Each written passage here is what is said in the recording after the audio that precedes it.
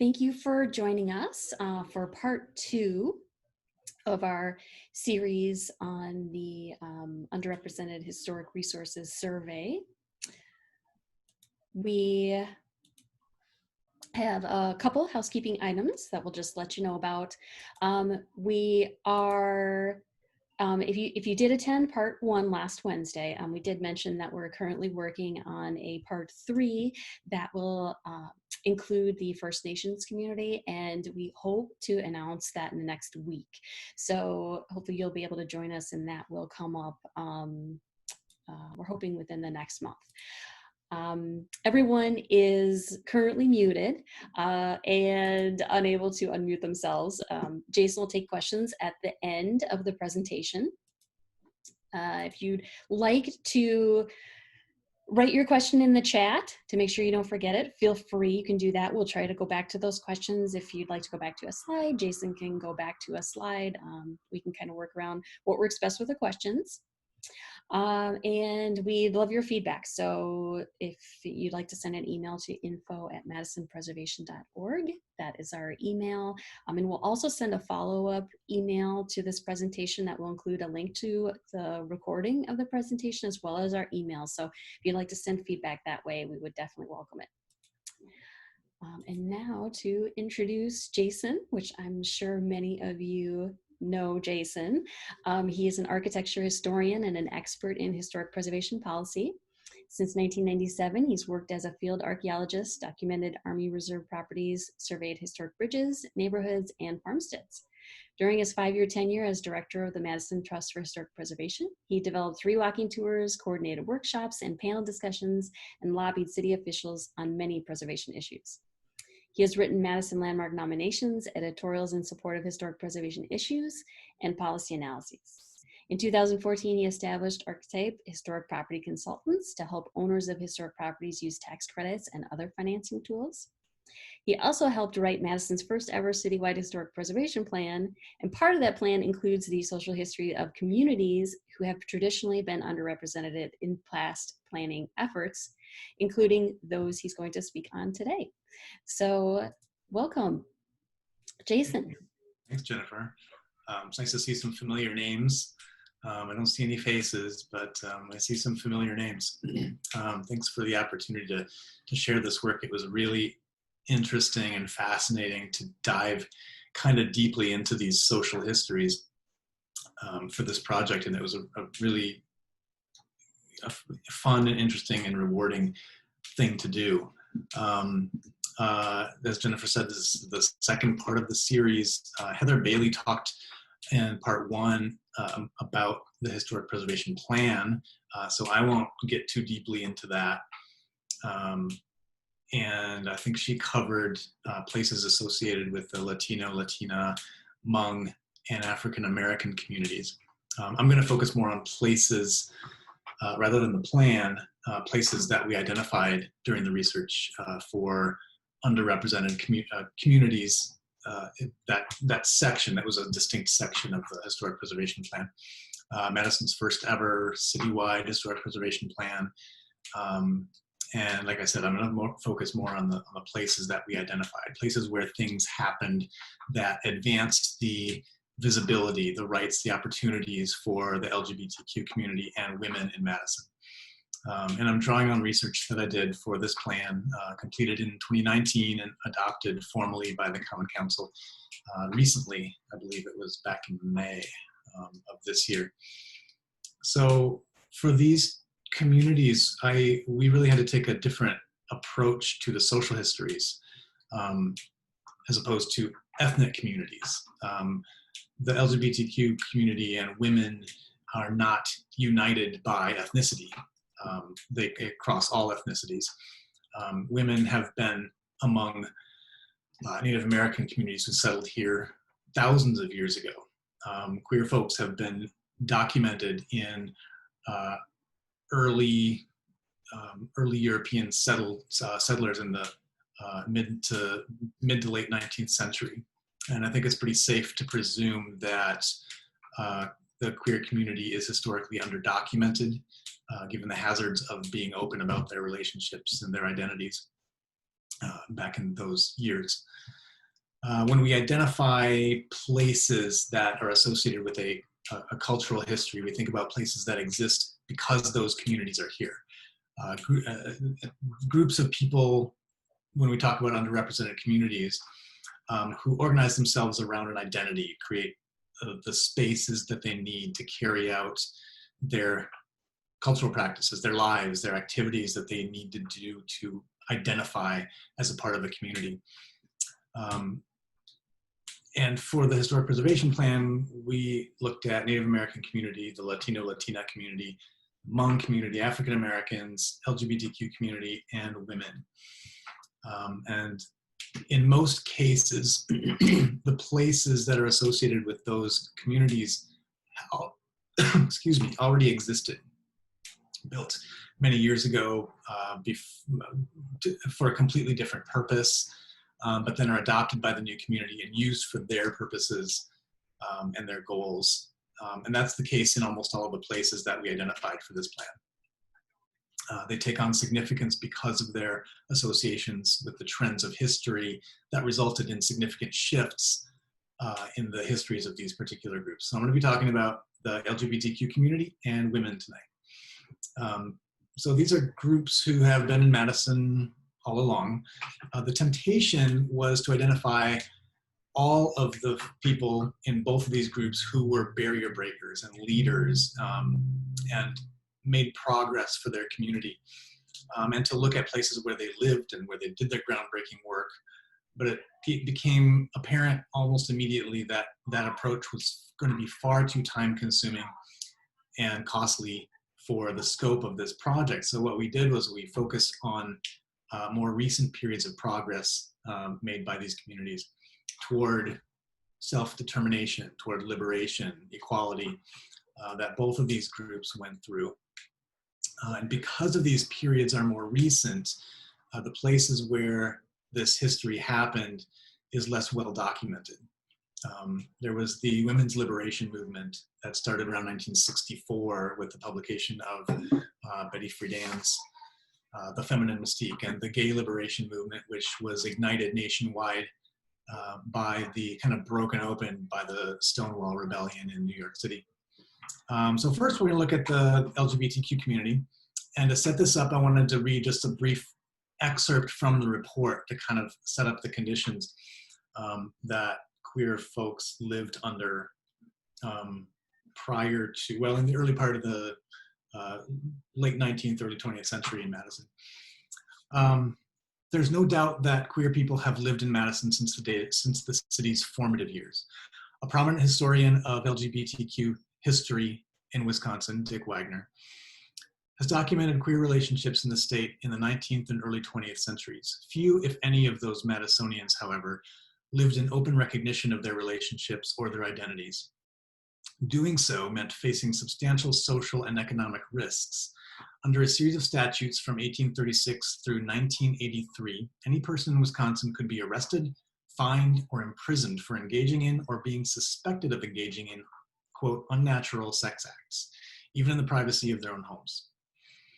These state statutes were known as sodomy laws because they specifically targeted only sex acts defined as sodomy. By targeting homosexual or bisexual cisgender men, Wisconsin law from statehood through the late 20th century was ostensibly partial to heteronormative sexual behavior and outlawed private consensual sexual behavior as a proxy for its prejudice against people of sexual and gender minorities. It was also legal to deny a person employment, housing, education, and service at businesses serving the public simply because of their sexual orientation or gender identity. This unequal treatment forced LGBTQ people to choose between living in an open recognition of their identity and living with full access to the law, economy, and society. During this period, most LGBTQ people chose to conceal their true identities from employers, schools, religious communities, business associates, friends, and in many cases, families, in order to avoid social marginalization or debilitating criminal record that often allowed scrutiny, public scrutiny of their lives against their will. So these were the circumstances under which the LGBTQ people lived in Madison. Things began to change after I just realized I should be sharing my screen here. You haven't missed much. I'm still on the first slide, but let me do a screen share real quick.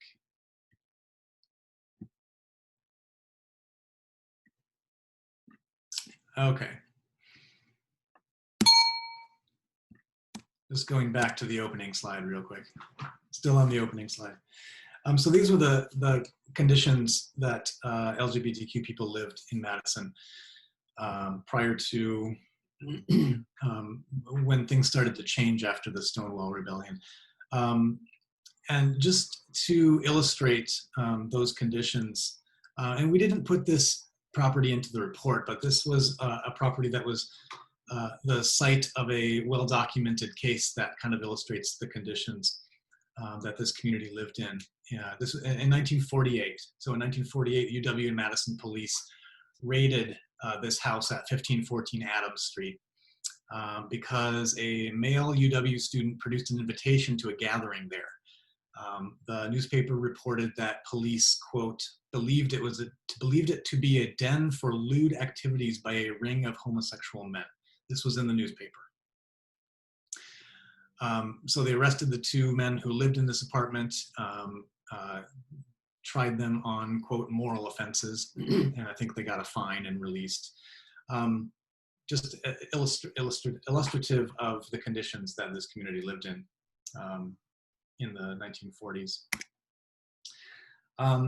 So in the post-war decades, sexology research, particularly Alfred Kinsey's studies, suggested that non-heterosexual behavior was within the range of normal. You had secret societies and social groups, secretive, offering connection and community. To the well-known ones are the Daughters of Bilitis and the Mattachine Society. So in the 1960s, those groups started to advocate more aggressively for equal treatment, decriminalization. They started sharing information through national networks, newsletters, organizational directories, and travel guides like these in the slide.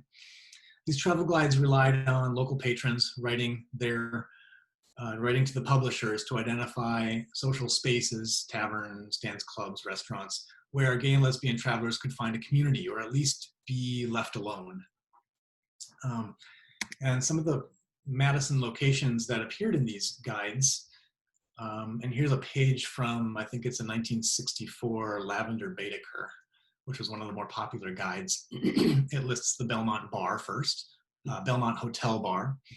And as you know, the YWCA building downtown was the Belmont Hotel, and the ground floor there was a bar.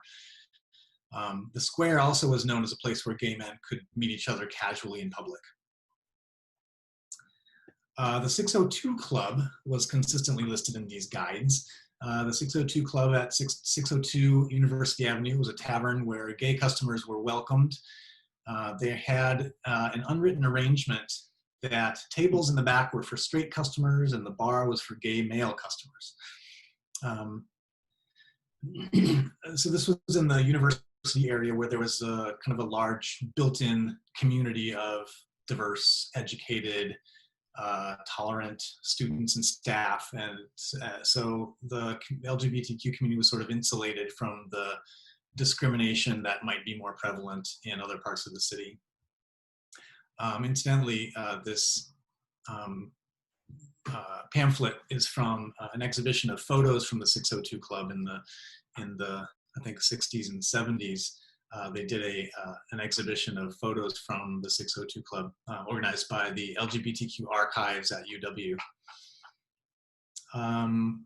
This location was the location of Lombardo's Piano Bar, which was listed in those travel guides for just a couple of years. It wasn't Lombardo's very long, but this, of course, is 119 East Main Street, where the Rigby is now. 320 State Street was listed in those travel guides as the Uptown Cafe and sometimes the Uptown Grill. Marty's Cafe was listed in those books for a long time. Marty's, here's a photo from 1955 showing Marty's right here at 506 East Wilson. that space is now part of the Comeback Inn. It's this space right here that was listed as a cafe where gay or lesbian travelers could stop, get a coffee, get a sandwich, get some lunch, and not be bothered. The Velvet Swing was another tavern, kind of a nightclub rather, at 317 West Gorham. This was listed in the travel guides periodically. Incidentally, some of you, I don't know what kind of crowd we have here tonight, but some of you may remember this space right next to it as the Lysistrata restaurant, a feminist restaurant opened in the 70s. I think I'll touch on that one a little later. So this was exclusive information shared through clandestine channels about places where public social life could happen relatively freely for the LGBTQ community. And then 1969, Stonewall happened. I'm sure you're all familiar with what Stonewall is. It was a 3 to 4 day kind of mass resistance against routine police harassment of the Stonewall Inn and other queer gathering places in New York City. And it very suddenly, that event very suddenly made it okay in some parts of the country for gay and lesbian rights organizations to operate openly in ways that just months before was untenable. And so after 1969,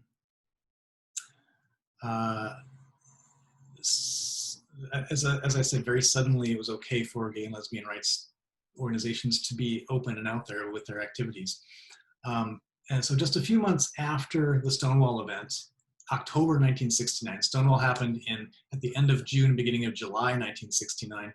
So this is about 3 months later, the first gay rights or gay liberation, as the movement was called, organization was founded at this location. It was called the Madison Alliance for Homosexual Equality, MHAE. They held their first meeting here at St. Francis House, which was the University Episcopal Student Center on University Avenue. And this building really kind of served as a hearth of activity for the gay liberation movement, and also to some degree for the women's liberation movement. And throughout this talk, there will be a lot of overlap because the gay liberation movement and the women's liberation movement were really happening simultaneously. Women's liberation movement, of course, started a little earlier, a few years earlier, but they were really happening at the same time. So there's a lot of overlap in these spaces, and I'll mention those as they come up. So this St. Francis House provided space for the Mahi, however they pronounced it, MHAE group, which later kind of morphed into a local chapter of the Gay Liberation Front, which was a kind of a national group. Crossroads of Madison spent some time here. They were organized in a different location, but came back here and used this space. Madison Gay Sisters used this space for a bit. It did serve for a while as the Madison Gay Center. Women's groups used this space. The Madison chapter of the National Organization for Women held meetings here periodically. There were peer-run counseling and health services for women's groups. This building has been relocated. It was originally built in 1925, designed by the Milwaukee firm of Eschweiler and Eschweiler. There's an addition. This section here was added in 1964, kind of a contemporary modern addition. Then in 2012, the building was lifted up, slid about, 100 feet to the west to this location here to allow for the construction of this new building. So this building doesn't have the kind of integrity that it would have had at the time, but it still, I think, can represent the services, the service that the building provided for this movement in this community. The UW campus was kind of the epicenter of gay liberation activism. Again, it was an environment that was generally open to social and political dissent, new ideas. It was a place for LGBTQ activists where they felt most at ease. The Memorial Union provided space for events organized by this community, social events and organizing events, informational events, early on in this movement in the early 70s. And these are a couple of flyers that are that reside in the LGBTQ archives and the UW archives for events that were held at the Union. So we had distinct groups coalescing around different perspectives of the gay liberation movement. Gay men, lesbian women, lesbian feminist women, who were a bit alienated, I think, from the women's liberation movement, the more formal conservative side of the movement. Collaborative groups, men and women, and groups for religious gay, lesbian people. So you had all these kind of nuclei of small groups organizing, and a couple of them coalesced at this building, 10 Langdon Street. In 1972, there were these new advocacy groups organized around different causes. So MAHE, that first foundational group, evolved into a chapter of the Gay Liberation Front, and the Madison Gay Sisters. They both converged in this building and had office space and event space in this building. Oops, I'm sorry. There we go. It was the location in 1971 of a fairly significant conference that invited LGBTQ people from around, activists from around the country. And apparently hundreds of activists came to this conference on Thanksgiving 1971 to discuss strategies for advancing the movement's agenda. 301 North Hamilton Street. Most people, I'm guessing, are pretty familiar with this building. Two groups shared space on the upper floor of this building for some time, brief time, 1972 and 73. Crossroads, which was founded, I think, the group that MAHE and Gay Liberation Front, that some people from those groups kind of morphed into an organization called Crossroads. They opened the Gay Center, the first place that was called a gay center that generally served gay men in this building. There was also a women's center opened in this building. And here's a flyer from that organization. This flyer says it's at a place called Crossroads. So Crossroads was occupying this space, and the women's center, the new women's center, was occupying the space. It was a time of fluid organizing, still clarifying goals and strategies. And at this point, that strategy was kind of focused on peer group counseling, social events where LGBTQ people could be open and be themselves without the risk of being harassed in public. So the two groups that occupied this space in 72 and 73 split up and moved into two different spaces. The Women's Center then moved to 836 East Johnson Street in this little commercial appendage off of this house. And this is kind of an interesting intersection between the gay liberation movement and the women's liberation movement. Prior to the Women's Center being located here, a similar women's center was operating at the YWCA at 306 North Brook Street, and we'll look at that building in a minute. And that was organized, it had been organized by a group of women that had self-associated with the women's liberation movement.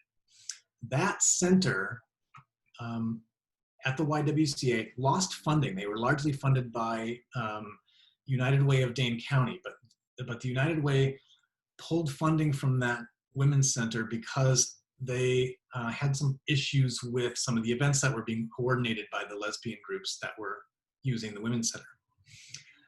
So that group of lesbian feminists, seeing an opportunity kind of started a new women's center, named it the same thing as the old one, the Women's Center, and kind of commandeered that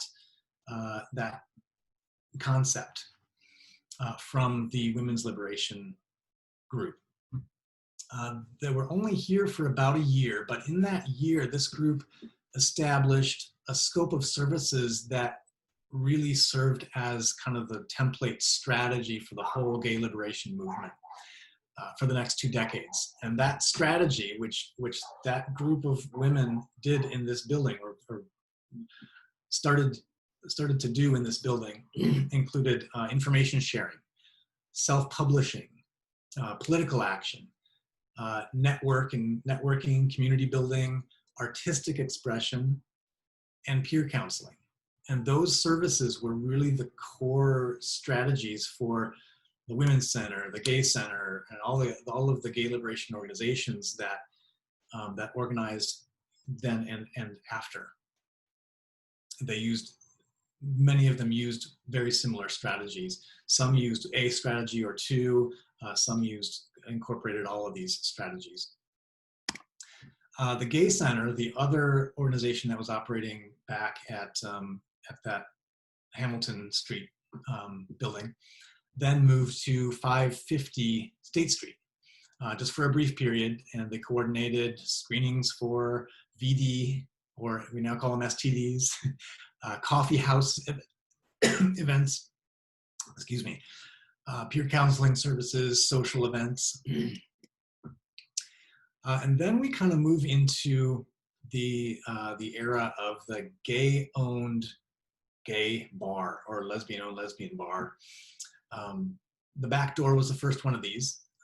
It operated at 46 North Park Street. It's no longer there, unfortunately. It was the first gay-owned social space explicitly for the LGBTQ community. Opened in 1973 by Rodney Scheel. It was a new type of social space. The Women's Center and the Gay Center were providing social spaces, but it was under the auspices of a activist group. The Back Door was simply a space where gay, lesbian, LGBTQ community could be themselves and be among their community and among their friends without having to worry about the harassment that they got typically at other public places. The Back Door was purely for fun. And Scheel moved on to buy and rehab the Hotel Washington, which we'll take a look at a little bit later too, and closed the Back Door in 1978. This building is 306 North Brook Street. This was really kind of a hotbed for LGBTQ gay liberation activities and also women's liberation activities. This was really the kind of hotbed center, epicenter on the UW campus for these groups. It was built in 1953 when the old YMCA on Langdon Street was demolished. And this building kept coming up over and over and over in our research. The local chapter of National Organization of Women held meetings here as early as 1968. They established the first Women's Center. This is where the Women's Center moved from when it went over to Johnson Street. The Lesbian Switchboard was established here in 1974. They're a group of paraprofessional counselors who provided services to women. It was the office space for the United, another gay lesbian coalition group. Gay Madison was published here. A lot of self-publication happened in this building. And it provided space for social events, organizational events, counseling, publishing activities. So really kind of a center of activity for both groups.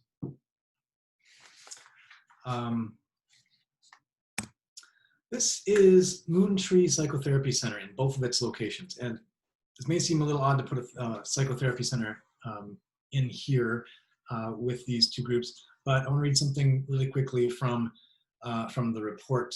Actually, this is from the writing of Dale Hillerman. Dale Hillerman was the first director of the Crossroads Gay Center. This is him writing in 1974. The availability of counseling was an important component of the gay liberation movement in Madison.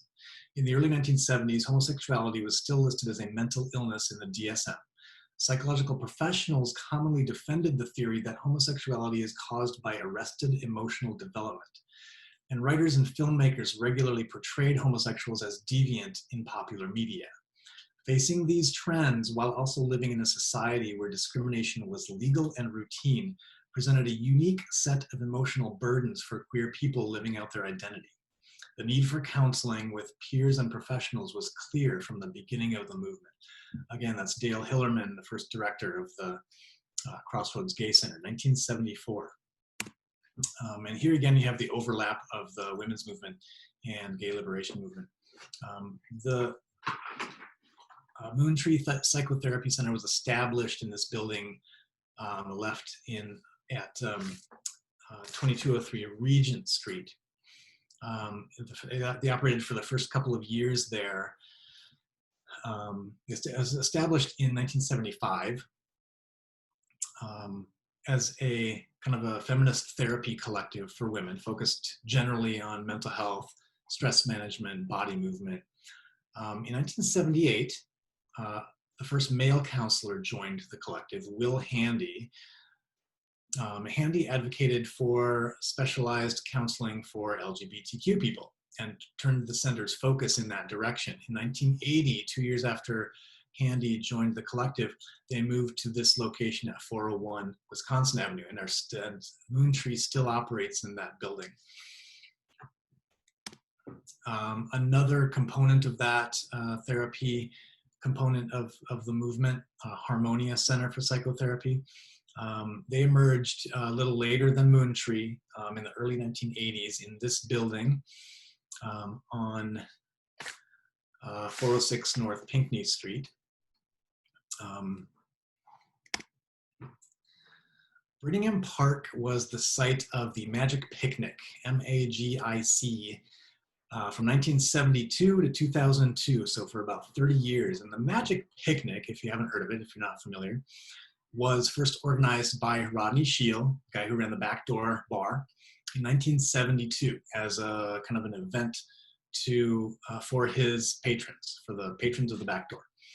It was a public event where the LGBTQ community could connect and socialize in public. In 1972, that was kind of a big deal. It wasn't called the Magic Picnic when Rodney Shield started it. It was adopted in 1977 by a group that called themselves Magic, MAGIC. That stood for, when they were founded, the Madison Area Gay Interim Committee. That group emerged from a different cause, and I think I touch on that a little bit later. But the Magic Picnic became a real regional event in its heyday in the 1990s. People they advertised the event in Chicago and Minneapolis and drew thousands of people every year. It was a real tradition in the community up to, well, actually it still happens. It has morphed into something different. There was a magic, I don't remember what they're calling it these days, Magic Picnic or Magic something. And they had one this past year in 2019. So it still happens under that name, but that's where the name came from. And for 30 years that event happened in Brittingham Park. I put WORT in the survey as well. Listener-supported radio station, begun in 1975. From day one, WORT had a policy of placing no restrictions on content. And so that allowed the LGBTQ community to use WORT to broadcast open, honest characterizations of queer life and culture and the goals of the movement, the gay liberation movement. WORT allowed the movement to reach a much larger audience than they could otherwise reach through self-publishing and in-person events. Incidentally, I wish I could ask this group if anyone knows what WORT originally stood for.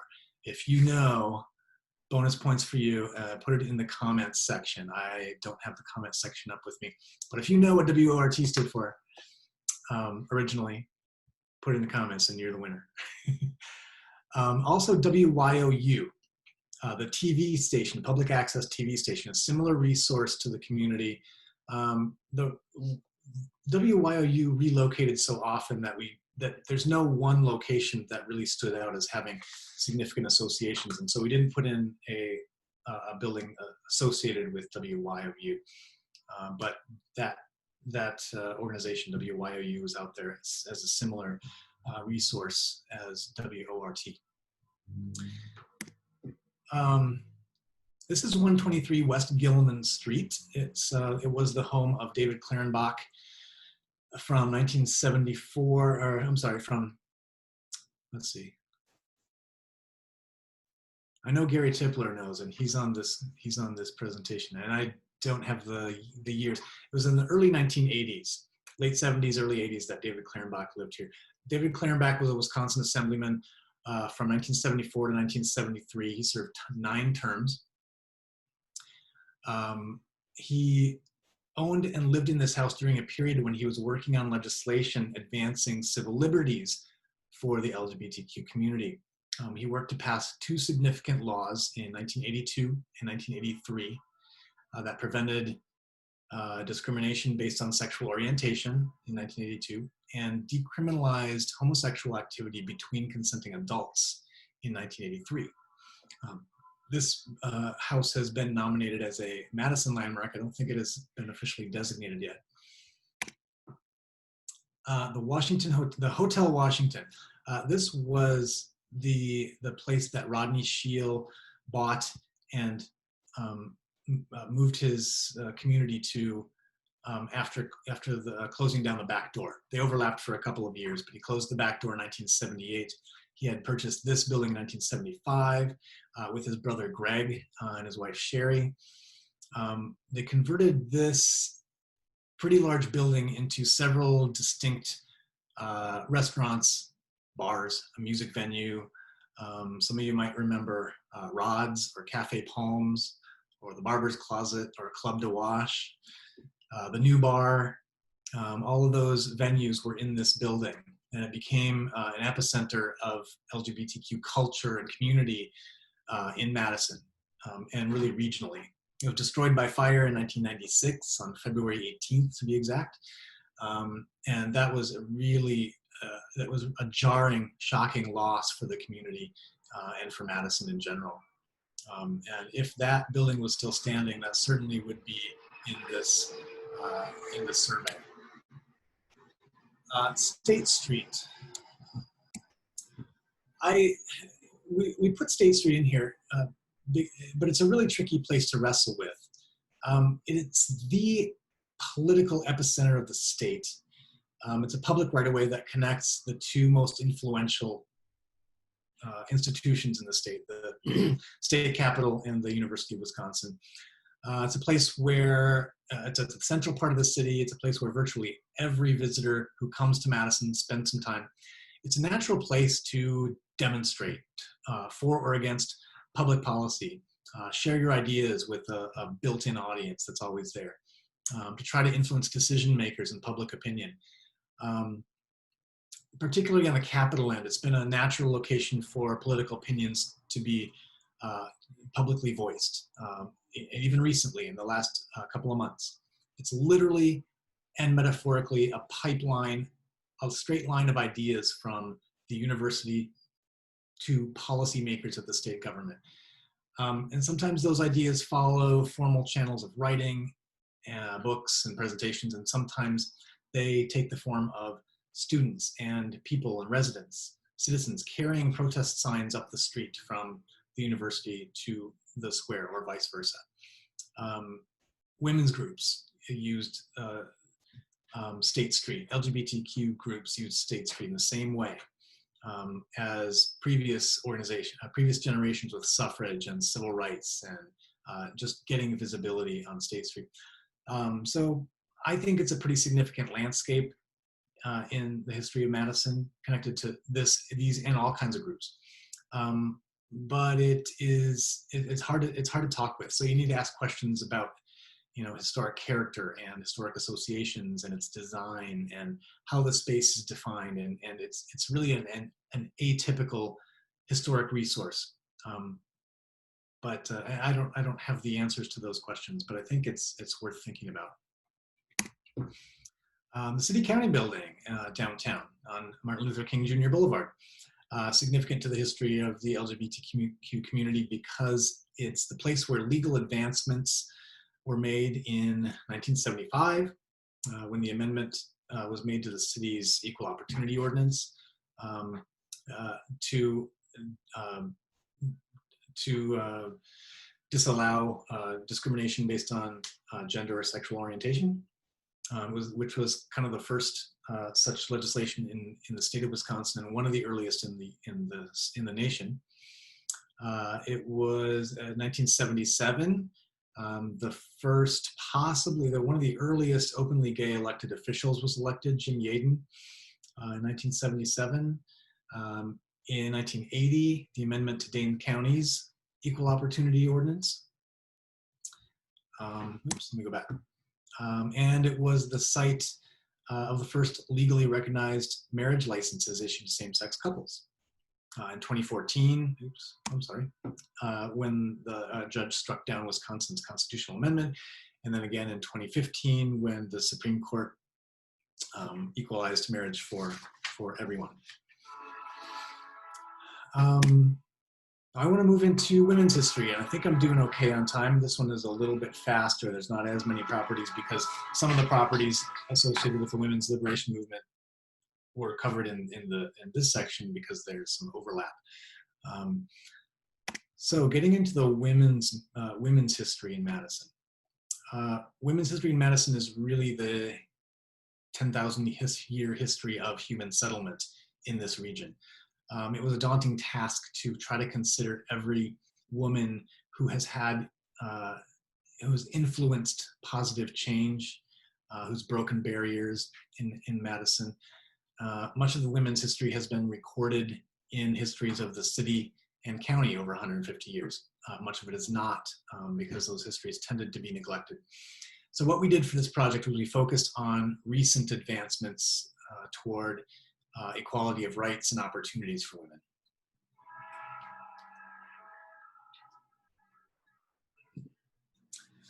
women. Before women had the right to vote in 1920, groups organized around specific causes, emancipation, temperance and prohibition laws. Without the right to vote, they realized that the real power that they had was in their ability to organize and consolidate their influence. That kind of led to the women's club movement of the 1880s and 1890s. And Madison women organized women's clubs, a women's club, the first one in Madison, in 1893.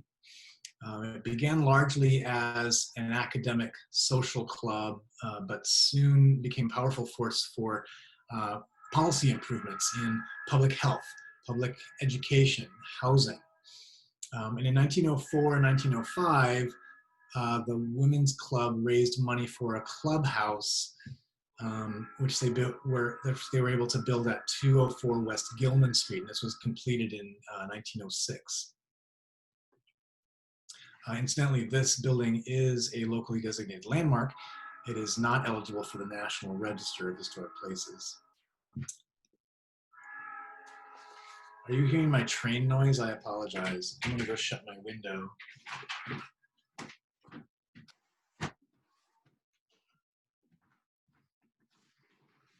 There, sorry, I live close to a train track and there's a train wailing outside. The East Side Progressive Women's Club. The East Side, women on the East Side in the Atwood Avenue area also organized a separate women's club from the downtown, called the Women's Club of Madison. This was called the East Side Progressive Women's Club. They organized their club in 1925. They're most closely associated with this building. This big building was built in 1917 as a hotel, Hudson's Hotel. it was purchased 6 years later in 1923 by the East Side Business Men's Club. They bought the building for their clubhouse. In 1925, the East Side Women's Progressive Club is organized. They don't have a space, they don't have the means to build their own building, so they used this building alongside the East Side Business Men's Club. The East Side Women's Progressive Club was here until 1954, so about 30 years, when the East Side Businessmen's Club built a new building farther down Monona Drive, which is now called the East Side Club, and then this building passed on to other uses. African American women organized clubs as well. In Madison, there was a federation of clubs for African American women. So there were several clubs specifically for African American women. The Ideal Club was one of them. They met at St. Paul's Church on Dayton Street, the 600 block of Dayton Street. That church, unfortunately, is no longer extant. And we could find no specific locations where African American women's groups met on a consistent basis. There is one mentioned in the recent book by Muriel Sims. That book came out after this was all done, and I haven't chased that one down yet, but there was apparently a book lovers club for African American women. But there were African American women's clubs in Madison. Presumably they met in private homes, in addition to St. Paul's Church. I came across an interesting woman, African American woman named Nellie Lane.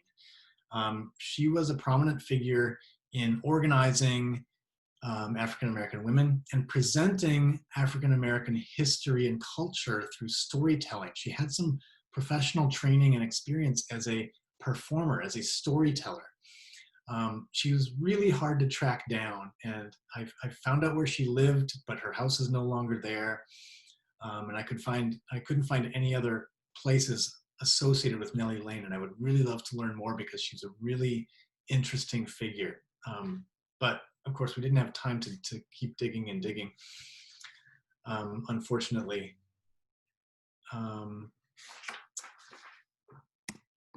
So, women on the university campus.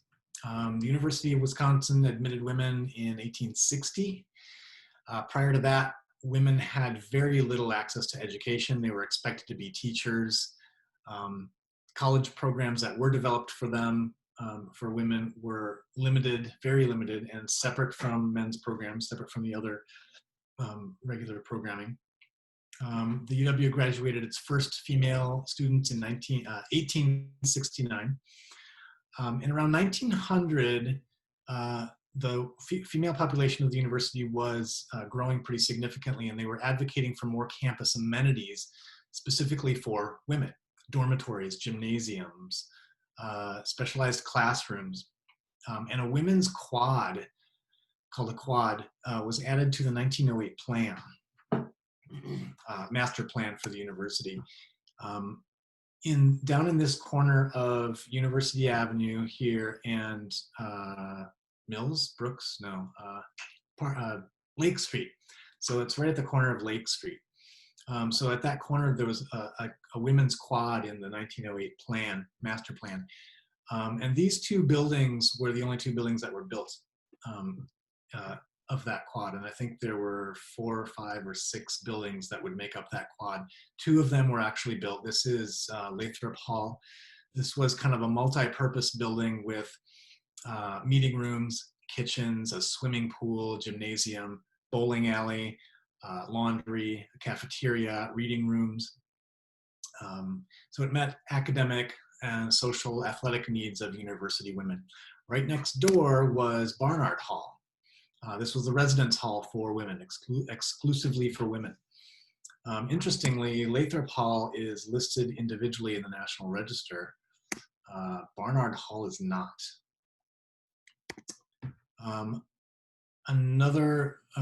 This is the Anderson House Cooperative. It was a This is 228 North Charter Street. It's kind of this oddball house that's kind of settled in there among all of the bigger university buildings. I'm sure you're all familiar with it. When you drive down up University Avenue, you come from the other side of it and see the back end of it. But this is the front side. It was built as a private residence in 1914. It was converted in 1928 to a cooperative living house for female university students. It was one of several cooperative housing options organized by the university during a trend of cooperative housing in Wisconsin nationwide. A few of those cooperative housing buildings are extant, and I don't know if any of them are extant. I wasn't able to find any that were listed in those directories that are still there, except for this one. This is it provided low-cost housing for women students in exchange for doing chores and tasks to keep up the house. It provided housing for women until 1964. And that's right around the time that the women's dorm was built up on the hill, which is called, don't remember, but if somebody knows. This is now called the Pyle Center. When it was built, it was called the Wisconsin Center, and it was only this section of the building here and going back. This all is one big addition. And this was completed in 1957, and it had, during the 1960s, it was kind of an epicenter of women's movement type of activities. 1962, very early on in the women's movement, the UW held a conference here at the Wisconsin Center, ostensibly to look at, quote, the untapped potential of women in Madison. The next year, 1963, the organizing conference was held here for Governor John Reynolds' Commission on the Status of Women, which operated from 1963 to 1979. And this was a commission in direct response to John F. Kennedy's Federal Commission on the Status of Women by the same name. 1967, the Madison chapter of the National Organization for Women was founded in this building at a meeting held in this building, the Madison chapter. 1997, it was modernized and this addition was built, and the name was changed to Pyle Center. This is the Women's Studies House at 209 North Brooks. It was built as a private house, obviously. The university purchased it in 1947. It was used as housing for faculty and students in the 1950s and 60s. In 1965, it was converted to classroom and office space. In 1975, when the Women's Studies program was founded on the university campus, this is where it was located. So it was founded and established and grew in this building. The new program, the recently founded, the new Women's Studies program was kind of cultivated and formed and took shape in this house. It was the site of intense discussions of issues that the program was dealing with: sexual orientation, the development of courses in lesbian studies, the needs of women of color, and whether or not male faculty should be allowed to teach courses in the program. So all of these foundational questions were wrestled with at very lively, animated meetings in this house. It was here for 22 years until 1997, when the program was relocated to Ingram Hall. And finally, I'm doing good on time, and this is my last property that I'm going to talk about. This was the home of Catherine Clarenbach. We identified several individual women who made progress during this period, and we put them in the final report. But this one really stands out. Catherine Clarenbach stands out. This is a house at 229 Eaton Ridge on the near west side of Madison. She stands out because she kept coming up over and over and over and over in our research. She was involved in almost everything we found and followed in this research on the women's movement in the late 20th century. She was an educator. She started working in the UW Dean's office in 1962. She pioneered the work of women's education with the UW Extension. She was the motivation behind Governor John Reynolds' organization of the Commission on the Status of Women that met at the Wisconsin Center back in 1962. She was the motivation behind that. It wasn't Governor John Reynolds. She became the director of the University Education for Women in 1964. She was a founding member of the National Organization of Women. She was at the founding meeting in 1964 in Washington, D.C. She was the National Organization for Women's first chairperson. The national organization was headquartered in this house for its first couple of years. She successfully lobbied for state reforms in Wisconsin laws regarding marital property, divorce, sexual assault. She catalyzed major reforms within the university system itself, organizing university faculty and staff on the Madison campus and at the statewide university system. She set up a framework for statewide networking of women's organizations in 1979, an organization for organizations, which became the Wisconsin Women's Network. These are just the highlights. She did more than I can even enumerate here. I would bore you if I listed all the accomplishments and things that Catherine Clarenbach did. All from this house. She lived here from the 60s until the 90s. So she did all of her work from this house. So that's a lot of places. I'm going to, let's see. Not all of them are eligible for historic designation. Some are already listed in the National Register. These are listed in the National Register: Lathrop Hall, the Memorial Union, Belmont Hotel. Some are in historic districts. These three are in, let's see.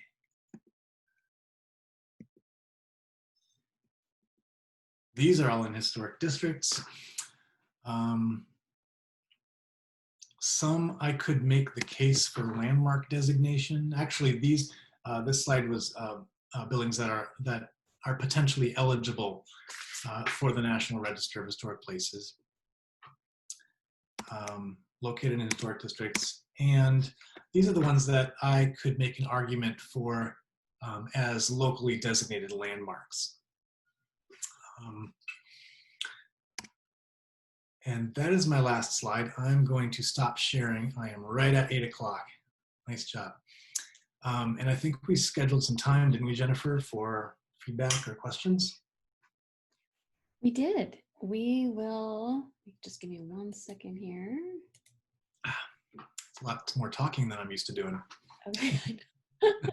It was terrific. So interesting. Okay, everyone is allowed to unmute themselves. So if anyone has any questions for Jason, feel free to pop them in the chat or unmute yourselves and ask away. I do have one that I can start off with. Okay. What are your thoughts on next steps from the survey, if any? That's a good question. And I think designation for some of these properties is in order, whether it be National Register designation for those three that I had on that one slide, or local protection. I think there are a half a dozen or so that really could benefit from local protection, lest they be altered or demolished and we lose the story that those buildings are able to tell. Also, advertising and marketing of the plan. The plan itself is kind of a dull read. It's a lot. It's a lot of information, and this is one really good way to get the information out there that is in the report in a way that's more interesting and engaging. So I really appreciate you guys doing this with the content of at least the underrepresented communities portion of the plan. But I think more attention, whatever we can do to draw more attention to these stories and these social histories and the places that are still here that are connected, associated with those histories, is a good thing. Yeah, I agree. We've really enjoyed doing this series with both you and Heather, and the part 3 coming up. Liz Waters, yes, somebody came up with Liz Waters Hall. That was the dormitory built in the 30s for women that replaced Barnard Hall. Oh, somebody knows about the Book Lovers Club. Oh, that was okay. That was from Gary. Yes, founded by Anna Miller. That's in Muriel Sims' book, and that's the place that I wish I had known about before. This book came out just as we were finishing up. It may have even been after we finished it up, so I didn't have access to that information, and otherwise we would have certainly put that address in there if it's still there. I don't even know if 640 East Dayton is still extant. Maybe Gary knows. Oh, and somebody knows about WORT. WOMB was rejected at an early open meeting. WART was rejected by FCC. Thus, so I can tell you that what I learned in the research about WORT, at an early article I found, I think it was in 1975, they talked about what WORT stood for, and they explicitly said it stands for the world's oldest radio transmitter. Because they used old equipment that they bought second, third, fourth hand because that's what they could afford. So apparently that's what WORT originally stood for. Jason? Yeah, Gary. Yeah, thank you very much for all this information. I was rapidly taking notes. The Book Lovers Club papers were donated by Lucille Miller's family, by Anna May Mitchell and Lucille Miller and Jack Mitchell and so on, to the Wisconsin Historical Society, probably after Lucille's death in 1983, I think it was. Oh, wow. So the family has, or the Wisconsin Historical Society has them. I looked at them once, but I think that they're probably unprocessed, but an archivist could find them for you. Wow. There's also a family photo album that is unprocessed that it can be, you can request images from it, and it's most useful to look at the lives of this African American family and their organizational abilities. Willie Miller in Fighting Bob LaFollette's office, and Anna Mae Miller preventing her children from experiencing discrimination all their lives. She was a teacher. He was a lawyer. Fascinating family history. And there are many of the Miller descendants among us today. That's great. Fantastic. And Mahi is Mahi. Thank you. Yeah, because they organized something called May Day or Mahi Day on May 1st in 70, 71. It was an event that to promote the organization or something. And some of those founders are still among us as well. Yes. And it looks like there's another question from Linda in the chat. Is there more info about the Brook Street Y, like a history? There is tons of information about the Brook Street Y. I never did find a history specifically of the building, except for the guy who did all the building histories of the university, whose name I'm forgetting. Gary, do you remember his name? Feldman, yes, thanks, Elizabeth Miller. I don't remember his first name, but a guy named something Feldman did a full, not a full write-up, but a brief write-up of each university building in I think it was the Jim Feldman, thank you, I think it was the mid 80s or somewhere in there. But that's a really useful a really useful reference for university buildings. It's a really good solid foundation information for each building. It's a really short, actually, the Brook Street Y in Feldman only shows up in the YMCA write-up, which was the YMCA on Langdon Street. I think he refers to that to the new YWCA only in passing. So as far as a history of that building, no, I didn't come across anything. I don't think any write-up or history exists specifically of that building, but there's a lot of coverage of the groups that worked there, that used the space, and it comes up over and over and over when you're researching these groups.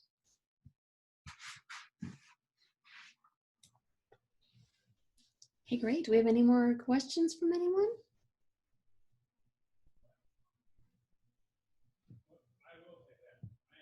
Okay. I think that's it. Okay, I think we're good. Thank you so much, Jason, for your time and this wonderful presentation. Very much appreciate it. It was fun. Yeah, and we will have a recording of the presentation that will go up. There'll be a link on our website. We'll also send an email out so you can forward it around, share it. We definitely want as many people as possible to know about the survey and the preservation plan. And then watch out for part 3 that we hope to release very soon. So hopefully you guys will participate in that one too. So great. Thanks so much, everyone. Have a great evening.